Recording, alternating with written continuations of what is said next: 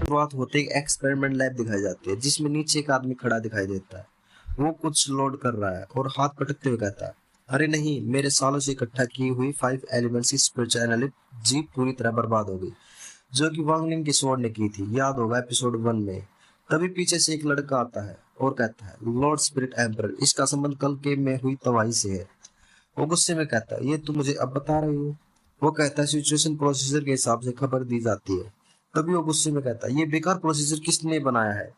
तभी वो कहते हैं, याद नहीं, आपने बनाया था 1 साल पहले। गुस्से में मिस्टर एम्पर कहते हैं, कल से शकल में दिखाना और पता करो मेरी सीक्रेट केव को किसने उड़ाने की हिम्मत करी।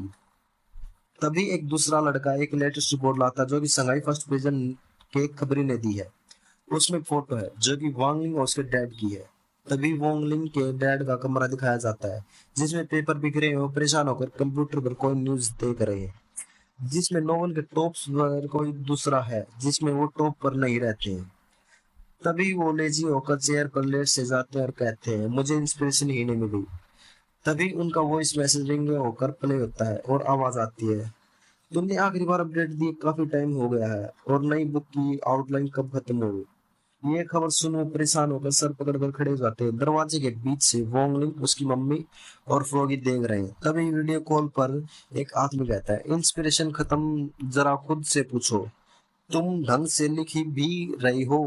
वो चिंता में सिर से विग निकाल देते हैं और पता चलता है वे गंजे हैं। ये देख फ्रॉगी भी हैरान होता है और कहता है, ये तो गंजे हैं। और उसकी मम्मी आने वाले बच्चे की जरूरतों को गिनवाते हुए पैसों की चिंता दिखाती है। तभी फ्रॉगी कहता है, इसलिए वह नई बुक का प्लान बना रहे हैं।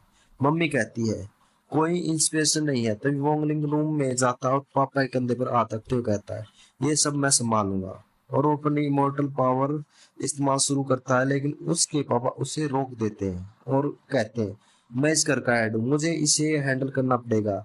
और कहते हैं, फुल एनर्जी में आखिरी दम तक लड़ूंगा, और फास्टली टाइपिंग करने लग जाते हैं। सुबह आती है और वे चेयर पर बैठे टेबल पर सिर रखकर सो रहे होते हैं। डोरबेल बजती है और बाहर सुरोंग खड़ी है। वोंगलिंग के डैड दरवाजा खोलते हैं और सुरोंग को देखते हैं। वो उनको गुड मॉर्निंग कहती है और वे पूछते हैं, यहाँ कैसे आना हुआ? सुरोंग कहती है, आपको न्यू बुक के लिए इंस्पिरेशन चाहिए, पर ऐसे घर बैठकर तो नहीं मिलेगी। वो कहती है, चलिए अंकल वोंग। और वो देखते हैं फ्रॉगी बस में ट्रांसफॉर्म है और वोंगलिंग उसके पास खड़ा है। तो इंस्पिरेशन ढूंढने के लिए बस में चढ़ने लगते हैं। तभी वोंगलिंग आसमान की तरफ देखता है, उसे कुछ शक होता है और वापस बस में चढ़ जाता है। तभी आसमान में दिखता है मिस्टर एम्परर का जासूस बादलों के पीछे छुपकर उनकी जासूसी कर रहा है। और फ्रॉगी चलता है और आसमान में उड़ने लगता है। ये देख जासूस घबरा जाता है और वो उड़कर उसी की तरफ आकर उसे ठोक देती है। वो दूर गिरता है। वोंग के डैड उनके बेटे को कहते हैं, हम किसी चीज से टकराई क्या? और वोंग कहते हैं, हवा के बहाव से ऐसा हुआ है। चिंचाओ और उसके डैड घर के सामने खड़े होते हैं। तभी बस घर के सामने लैंड होती है और चिंचाओ सबको दूर से हाय करता है। उसके डैड भी उनका स्वागत करते हैं और कहते हैं, सुना है तुम राइंटी के लिए इंस्पिरेशन ढूंढने आई हो? और उनके ऊपर हाथ रखते हैं। और वांगलिंग के डैड कहते हैं, तुमने सही सुना। और चिंचाओ के डैड उनको उनके परिवार की पुरानी सेबर टेक्निक सिखाने की कहते हैं। और दोनों बाप बेटा अपनी एनर्जी से उसे चलाते हैं और उससे एक वेव निकलती है जिससे एक पत्थर कट जाता है और सब क्लैप करते हैं। चिंचाओ के पापा उसकी तारीफ करते हैं जिससे खुश होकर वो वोंगलिंग के गले लग जाता है। और चिंचाओ के डैड उनको सेपर देते हैं चलाने के लिए। वोंग के डैड परेशान है क्योंकि उन्होंने उसे कभी चलाया नहीं। तभी फ्रॉगी बाहर से हेडलाइट जला के वोंगलिंग को इशारा देता है। तभी वही जासूस दिखता है एक पेड़ के पीछे छिपा हुआ। और जासूस मन में सोचता है, ये आदमी कोई आम नहीं है, उसका मेरा को बस से ठोकना कोई इत्तेफाक नहीं है। वोंगलिंग के डैड उस हथियार को मुश्किल से उठा पा रहे थे, वो गिरने ही वाले थे। तभी चिंचाओ के डैड उन्हें संभाल लेते हैं और कहते हैं, बिना किसी कल्टीवेशन पावर के इसे उठाना काबिल तारीफ है। और वोंगलिंग उसको एक हाथ से चलाता है और उसकी वेव से जासूस के कपड़ों के चिथड़े उड़ जाते हैं। और चिंचाओ के डैड कहते हैं, तुम सेबर की पावर को बाहर नहीं ला रहे हो। वोंगलिंग उनको गाइडेंस के लिए शुक्रिया कहता है और वो वहां से चले जाते हैं। अब वो बू होप के घर जाते हैं। वो उनको बैठाते हुए कहता है, मैं आपको इंश्योरेंस दिलाऊंगा अंकल। तभी वो लाइटिंग बियर को निकालता है। वो वोंग के डैड के पीछे उनके कंधों पर हाथ रख कर खड़ा है। सभी टॉप स्पिरिट एनिमल को देख चौंक जाते हैं और बू होप कहता है, इसे मैं पकड़ कर लाया हूँ। सुरंग कहती है, तुम क्या करने की सोच रही हो? तभी वो कहता है, इसके इलेक्ट्रिक वेव से हम इनके एक्यूप्रेशर प्रेशर को सिमुलेट करेंगे, जिससे इनके दिमाग की बत्ती जल जाएगी। तभी मिस्टर वोंग कहते हैं मैं तैयार हूँ अपनी बेटी के लिए कुछ भी। तभी सुरोंग कहती है ये बियर ज्यादा वोल्टेज जनरेट करेगा, आप ये संभाल पाएंगे?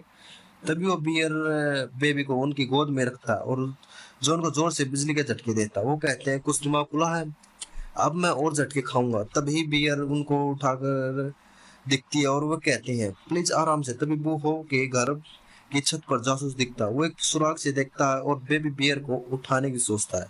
वो उसको पकड़ने के लिए जादुई बोतल फेंकता है जो उसके सिर पर लगती है और वो रोने लगता है। बियर पर जासूस की हाई वोल्टेज झटका देता है। डर के मारे उसके पापा उतर जाते हैं और कहते हैं छोड़ो रहने दो। अगले सीन में मार्केट दिखती है जिसमें वोंगलिंग और उसके डैड साथ में सुरोंग दिखते हैं। मिस्टर वोंग काफी एनर्जी में है। तभी सुरोंग कहती है इस एनर्जी से आप सुपर डुपर हिट नॉवल लिखने वाले हैं। तभी उसके डैड एक लकड़ी की स्वॉर्ड उठाते हैं, कहते हैं याद है जब तुम छोटे थे एक स्वॉर्ड लाने लाया था।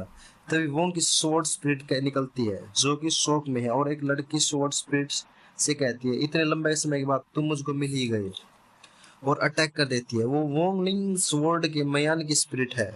वो उसको अकेला छोड़ जाने के लिए गुस्से में और कहती है तुम मेरी स्वॉर्ड तुम्हें लिए बिना नहीं जाऊंगी, और अटैक कर देती है। बट लिंग उसको लगातार डॉज करता जाता है। वो लॉर्ड चिंटे की मयान है। लिंग उसे कहता है शांत हो जाओ और पीछे फेंक देता है। उसके पिता खतरे को जानते हुए कहते हैं मैं बात करूंगा, और कहते हैं मेरी गलती है, मैंने काश तुम दोनों को साथ खरीदा होता और तुम्हें जुदाई का दर्द न सहना पड़ता, पर अब बहुत देर हो गई है।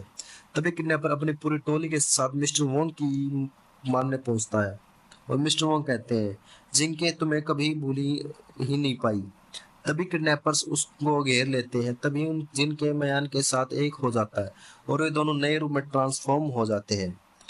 बूम, किडनैपर फ्यूजन से दूर गिर जाते हैं। अब उनको नया नाम देते हैं जिनबाई, और वे किडनैपर्स को उड़ा देते हैं। और वोंग के पिता कहते हैं भाई बहन को मिलकर रहना चाहिए, और एपिसोड खत्म।